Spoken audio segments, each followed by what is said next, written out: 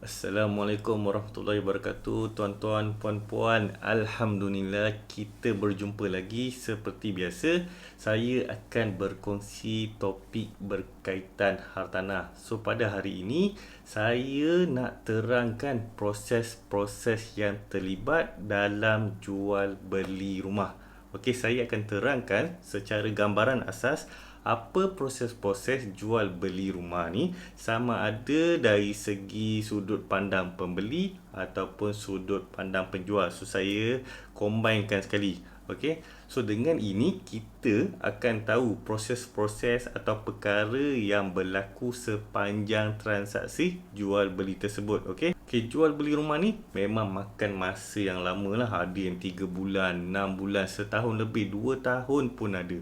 Jual beli rumah ni tak sama dengan jual beli kereta. Okey, kalau kita beli kereta secara, contohnya kita beli cash lah, mungkin insyaAllah esok atau lusa kita dah dapat geran kereta tersebut. Tapi dengan rumah ni tak sama. Ada banyak flow, ada banyak prosedur, ada banyak SOP yang kita kena ikut. Okey, sebab bila jual beli rumah ni dia melibatkan banyak pihak. Confirm lah, peguam hartanah, ejen hartanah yang menguruskan jual beli, cari pembeli, cari penjual. So kita berurusan juga dengan pejabat tanah. Beli rumah ni menggunakan loan, so kita berurusan dengan pihak bank.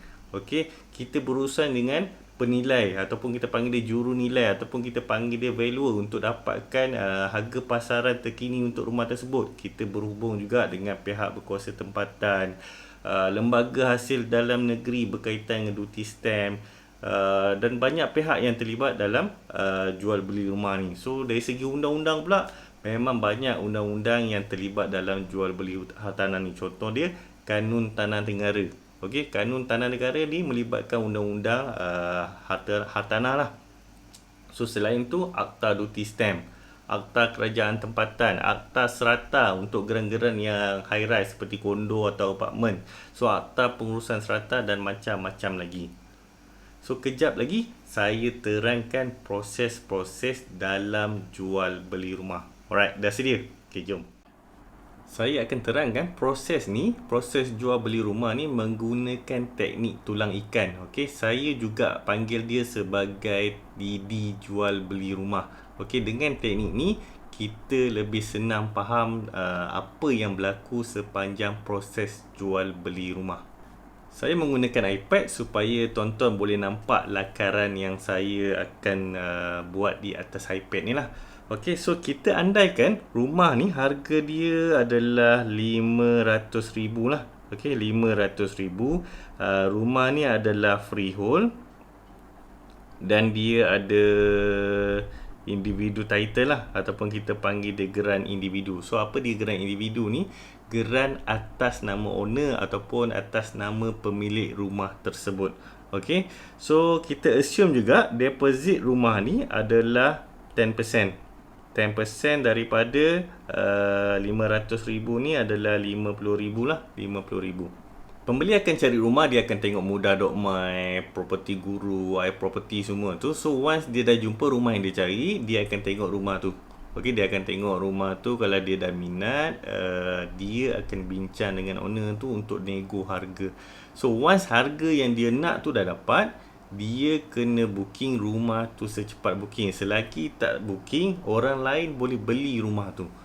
So siapa yang booking rumah tu dulu, dia yang akan dapat rumah. Okey, saya lukis lidi hartanah ataupun tulang ikan tu. Dah tengok rumah, minat dan dia perlu booking rumah. So perkara pertama adalah booking rumah. So kat sini nanti ada booking form yang dia kena sign lah. Pembeli kena sign, dan selepas pembeli sign, owner kena sign. Masa booking tu, dia perlu bayar booking fee ataupun kita panggil dia earnest deposit lah. Earnest deposit ni by default selalunya adalah 3.18 daripada harga beli, harga jual beli lah. Harga jual beli kat sini 500, 3.18 tu bersamaan dengan 15,900. Okey, 15,900.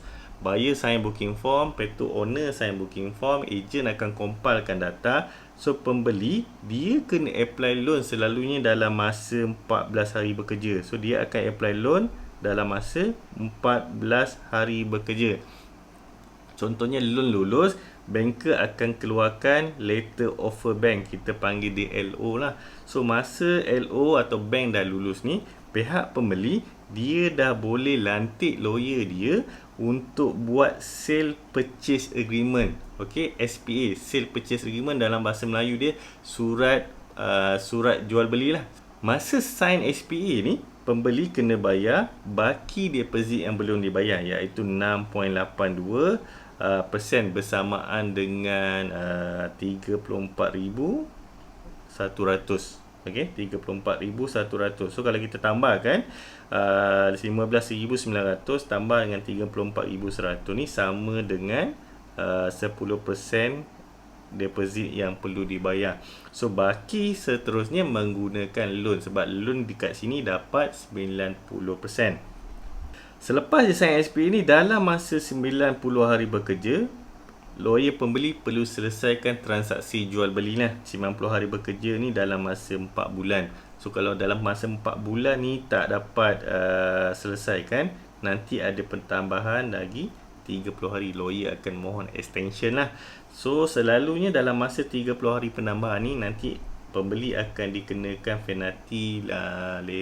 penalti kelewatan lah, 8% daripada baki yang belum dijelaskan. Okey, kita assume rumah ni selesai dalam masa 90 hari bekerja, iaitu 4 bulan.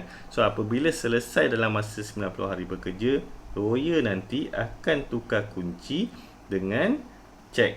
So cek ni owner yang akan dapat, cek keuntungan yang dia jual rumah tu.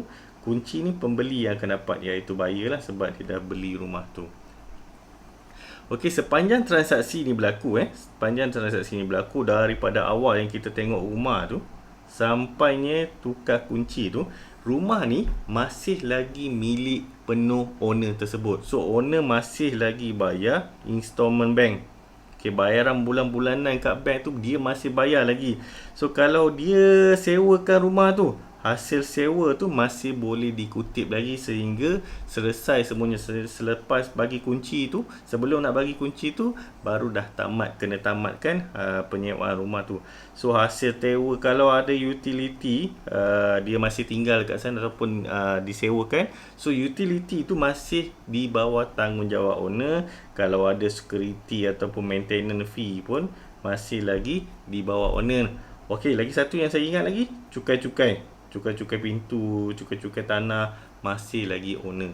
Alright, tapi sekiranya lah rumah ni kosong, kita andaikan kosong, pembeli kata boleh tak selepas loan saya lulus, selepas saya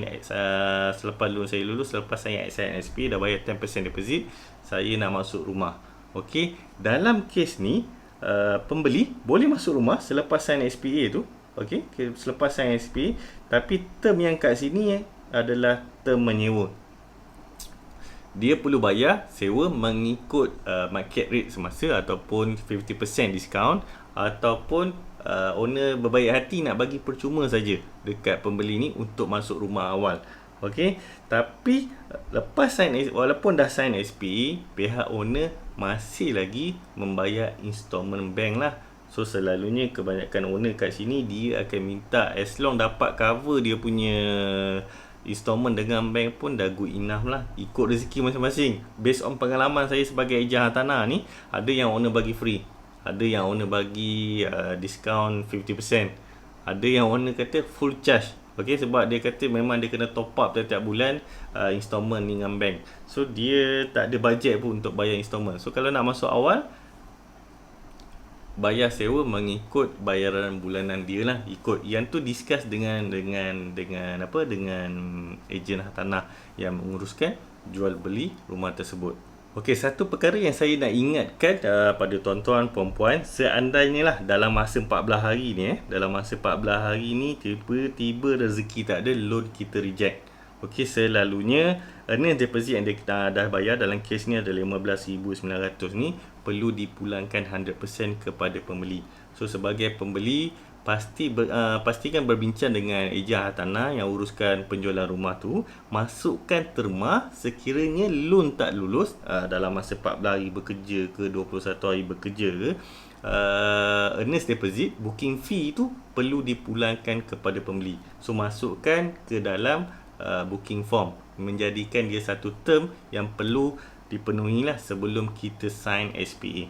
Alright. Memang tempoh apply loan yang saya terang kat sini 14 hari. Okey, walaupun dalam masa 14 hari tu loan tak lulus lagi.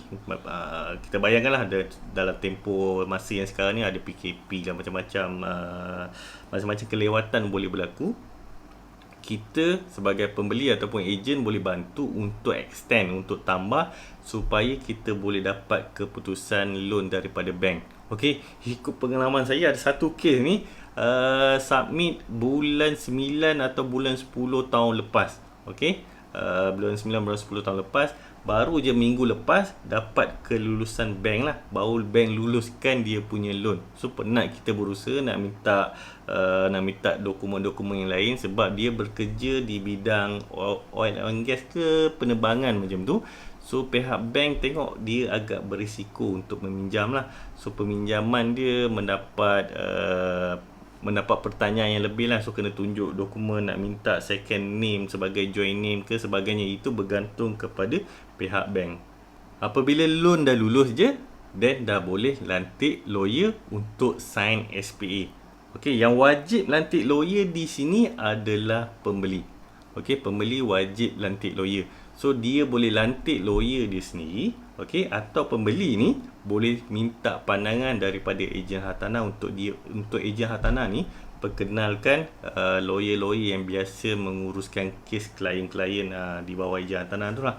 Selalunya ejen hartanah ni dia mempunyai network yang besar, so dia akan cadangkan lawyer-lawyer yang boleh uruskan transaksi jual beli tu lah.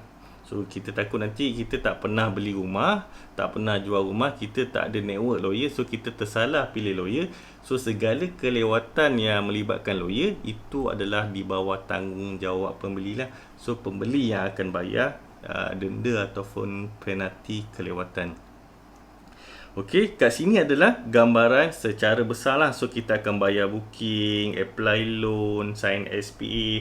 So lawyer akan buat uruskan dalam within 90 hari tu, lawyer akan buat semua perkara lah, tukar nama, selesaikan baki loan owner dengan bank, dapatkan security dokumen, geran, everything daripada bank, dan pergi pejabat tanah untuk masukkan nama pembeli dalam geran. So akhir sekali lawyer akan bagi kunci. Okey, bagi kunci dengan cek ke, kunci diberi kepada pembeli dan cek akan diberikan kepada penjual ataupun pemilik rumah.